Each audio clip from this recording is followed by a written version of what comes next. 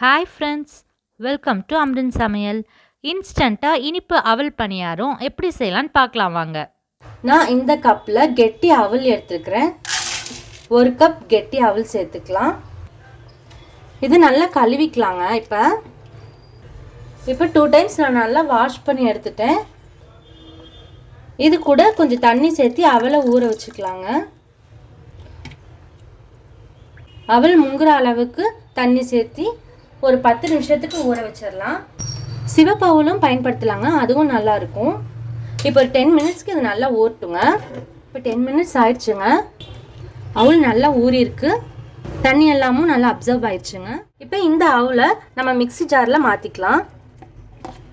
மீதி தண்ணி இருந்துச்சுன்னா அதை புளிய அவசியம் இல்லைங்க. நம்ம இதை அரைக்க தான் போகிறோம். மிக்ஸி ஜாரில் ஊற வச்சு அவலை சேர்த்துட்டுங்க. இப்போ அது கூடவே நான் பொடிச்ச வெல்லத்தையும் சேர்த்துக்கிறேன். நம்ம எந்த கப்பில் அவல் எடுத்துருக்கோமோ அதே கப் அளவு நான் பொடிச்ச வெல்லம் எடுத்துருக்கிறேன். அதையும் இதில் சேர்த்துக்கிறேன். இது தண்ணி சேர்க்காம இது நான் நல்லா அரைச்சிட்டு வந்துட போகிறேங்க. இப்போ இது நான் நல்லா அரைச்சிட்டேன், கொஞ்சம் கூட தண்ணி சேர்க்கவே இல்லை. இந்த கன்சிஸ்டன்சியில் இருக்குதுங்க. இப்போ இது கூட நம்ம எந்த கப்பில் அவல் எடுத்துருக்கோமோ அதே அளவில் 1 கப் நான் அரிசி மாவு சேர்த்துக்கிறேன். இது கூட நம்ம அரை கிளாஸ் கண்டிப்பாக தண்ணி சேர்த்து இப்போ நம்ம நல்லா அரைச்சிட்டு வந்துடலாங்க. இப்போது நான் இந்த மாதிரி நான் நல்லா கெட்டியாக அரைச்சிட்டு வந்துட்டேங்க. நம்ம ஒரு மிக்சிங் பவுலில் மாற்றிக்கலாம். இப்போ இது கொஞ்சம் நல்லா திக்காகவே அரைச்சிருக்கிறேங்க. அதனால் இப்போ கொஞ்சம் மிக்ஸி ஜாரில் தண்ணி ஊற்றி நான் கொஞ்சம் லைட்டாக நல்லா கலக்கிக்கலாங்க. ரொம்பவும் மாவு தண்ணியாட்டும் ஆகிடக்கூடாதுங்க. இது ரொம்ப திக்காக இருக்குது. அதே மாதிரி இந்த டைமில் நீங்கள் ஸ்வீட்டை டேஸ்ட் பண்ணி பார்த்துக்கோங்க. உங்களுக்கு எவ்வளோ ஸ்வீட் வேணுமோ அவ்வளோ இன்னும் கொஞ்சம் கூட நீங்கள் ஆட் பண்ணிக்கலாம். வெல்லம் இன்னும் கொஞ்சம் நீங்கள் பொடிச்சு மிக்ஸி ஜாரில் ஒரு சுற்றி கூட நீங்கள் ஆட் பண்ணிக்கலாங்க. இப்போ நல்லா மிக்ஸ் பண்ணி விட்டுக்கலாம். இப்போ இது கூட நான் ஒரு 4 ஏலக்காயை ஒரு 3 டீஸ்பூன் சர்க்கரை கூட சேர்த்து நல்லா அரைச்சி பொடியாக்கி வச்சுருக்கேன். அதையும் இதில் சேர்த்திக்கலாம்.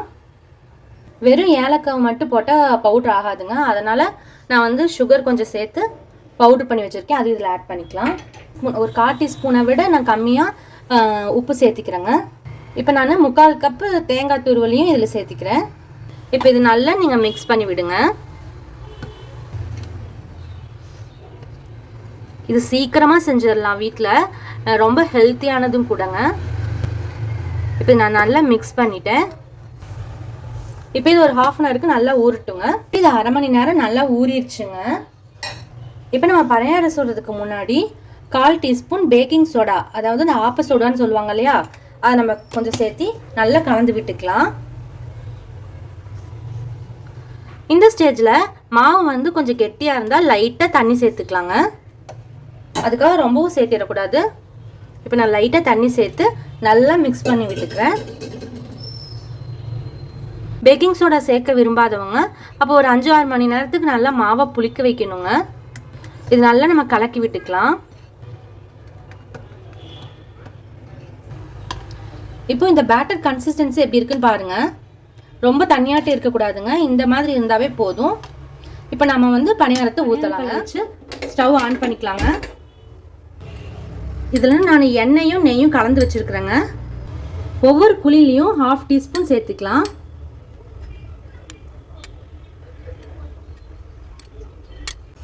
எண்ணெய் நல்லா காஞ்சதும் இப்போ எல்லா குழிலையும் நம்ம 3/4 குழிக்கு மட்டும் பணியார மாவை ஊற்றிக்கலாம். ஃபுல்லாக ஊற்ற வேணாங்க. அடுப்பு ஸ்லோவில் வச்சுக்கலாங்க. அடுப்பை மீடியம் ஃப்ளேமில் வச்சு வேக வைக்கணுங்க. அப்போ தான் உள்ளே இருக்கிற மாவுலாம் நல்லா வெந்து வரும். இல்லைன்னா மேலே இருக்கிறது மட்டும் வெந்து உள்ளே வேகாமல் அப்படியே இருக்குங்க.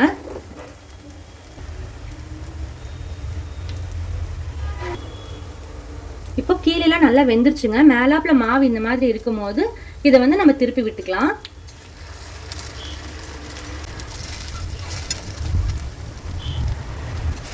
இந்த பணியாரம் மீடியம் ஃப்ளேமில் தான் நம்ம வேகணும். அப்போ தான் உள்ளே இருக்கிற மாவு வரைக்கும் நல்லா வெந்து வருங்க.